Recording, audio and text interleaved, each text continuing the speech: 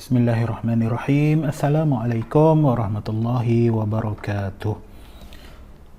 Baik, video kali ini anak-anak tahun 3 akan mempelajari pendidikan Islam bahagian adab dengan tajuk Adab Menuntut Ilmu bahagian 1 dalam buku teks pada muka surat 128.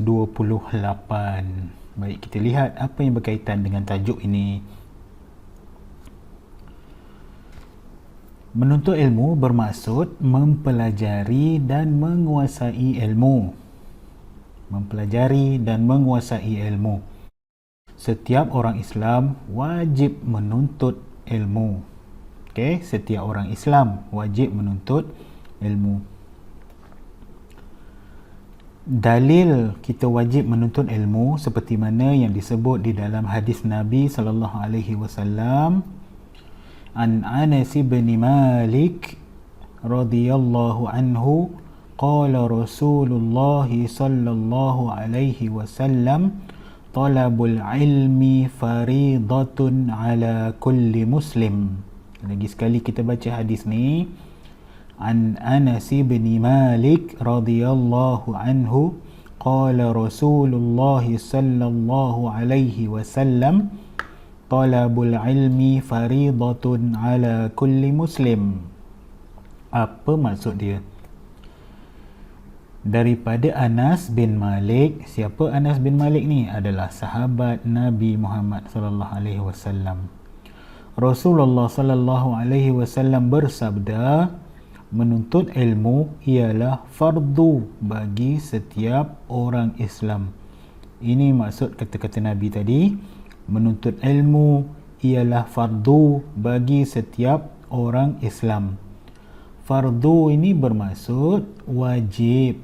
Sekali lagi, fardu apa maksudnya? Wajib. Ini Nabi yang cakap menuntut ilmu wajib atau fardu bagi setiap umat Islam. Kita lihat apa ilmu yang wajib dituntut oleh orang Islam. Ilmu yang wajib dituntut oleh orang Islam. Yang pertama, ilmu fardu ain. Ilmu fardu ain. Nanti kita lihat apa ilmu fardu ain itu. Yang kedua pula, ilmu fardu kifayah. Jadi, dua perkara ni, dua jenis ilmu ni lah yang wajib dituntut, wajib dipelajari, wajib dikuasai oleh orang Islam. Kita semualah.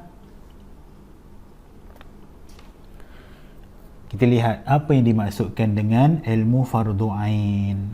Ilmu fardu ain ialah ilmu yang wajib dikuasai oleh setiap orang Islam. Ilmu yang wajib dikuasai oleh setiap orang Islam. Setiap orang Islam, tak ada kecuali. Setiap orang Islam dah cukup syarat, yang baligh, yang berakal. Okey, setiap orang Islam wajib menguasai ilmu fardu ain.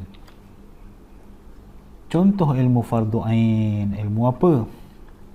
Contoh yang pertama, ilmu akidah. Seperti yang kita belajar dalam bahagian akidah, kita belajar berkaitan dengan tauhid, sifat-sifat Allah. Kemudian kita belajar rukun iman, beriman kepada Allah, beriman kepada malaikat, beriman semua tu sampai ke 6 tu. Dan kita belajar dengan terperinci rukun iman. Itu adalah contoh ilmu fardu ain yang berkaitan dengan akidah, wajib dipelajari.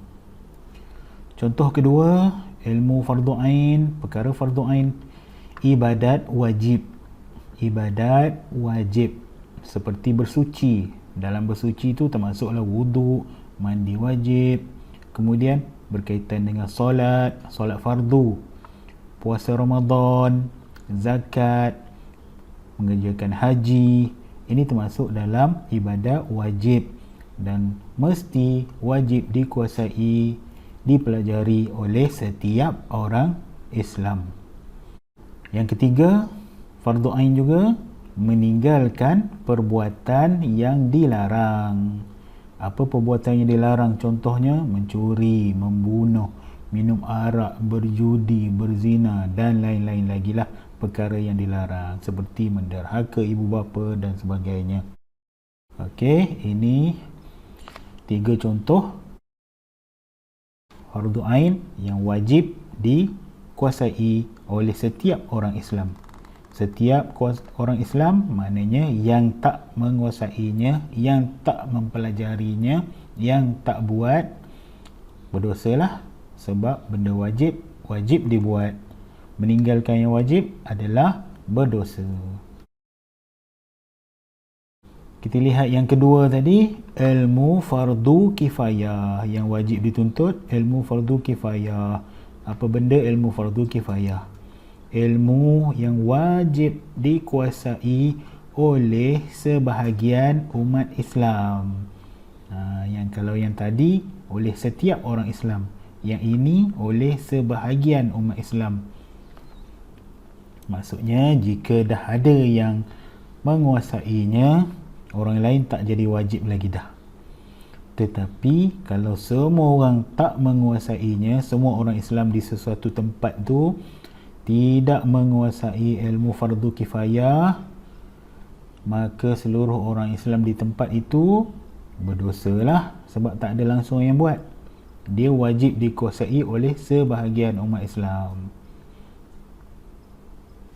Kita tengok contoh apa fardu kifayah ni.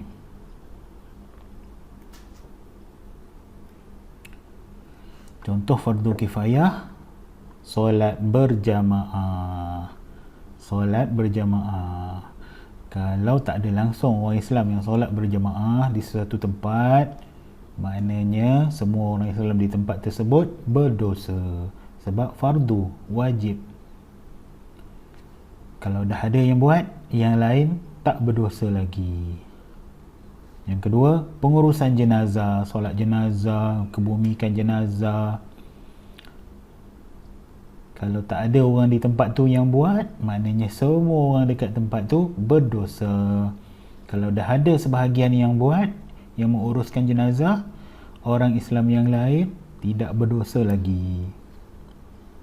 Contoh lagi, ini berkaitan dengan ilmu astronomi. Apa benda astronomi? Berkaitan dengan menentukan waktu solat, menentukan bila nak berpuasa, menentukan hari raya, menentukan tarikh-tarikh lain yang penting dalam kalender Islam seperti mengerjakan haji dan sebagainya. Ilmu berkaitan dengan astronomi. Kalau tak ada langsung orang Islam yang menguasainya, semua orang Islam berdosa. Tetapi sekarang dah ada dah ramai di kalangan orang Islam yang menguasai ilmu astronomi.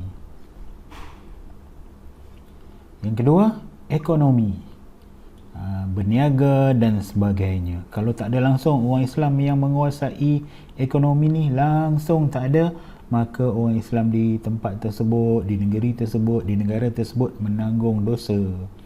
Jika ada dah sebahagian yang menguasainya, maka yang lain tidak berdosa lagi. Ekonomi termasuk dalam fardu kifayah. Sains, orang Islam juga perlu menguasai sains sebab orang Islam juga perlu mengetahui perkara-perkara berkaitan dengan teknologi untuk kemajuan orang Islam. Kalau tak ada langsung orang Islam yang menguasai, mempelajari sains, maka orang Islam ketinggalan, berdosalah, ketinggalan daripada orang-orang lain. Okey, jadi untuk memajukan orang Islam perlu ada juga orang Islam yang menguasai sains. Contoh lagi ilmu fardu kifayah berkaitan dengan ketenteraan, tentera, askar. Apa tujuannya? Nak mempertahankan orang Islam daripada serangan musuh. Jadi merupakan ketenteraan merupakan ilmu fardu kifayah yang wajib dikuasai oleh sebahagian umat Islam. Kalau tak ada langsung orang Islam yang mengetahui selok-belok ketenteraan, maka seluruh orang Islam di tempat tu berdosa sebab tak ada yang nak menjaga keselamatan orang Islam daripada bahaya musuh. Dan banyak lagi lah yang berkaitan dengan ilmu fardu kifayah. fungsi ilmu fardu kifayah ni untuk memajukan umat Islam.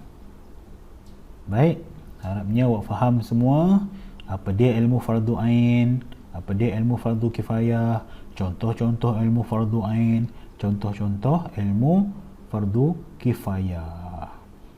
Baik. Assalamualaikum warahmatullahi wabarakatuh.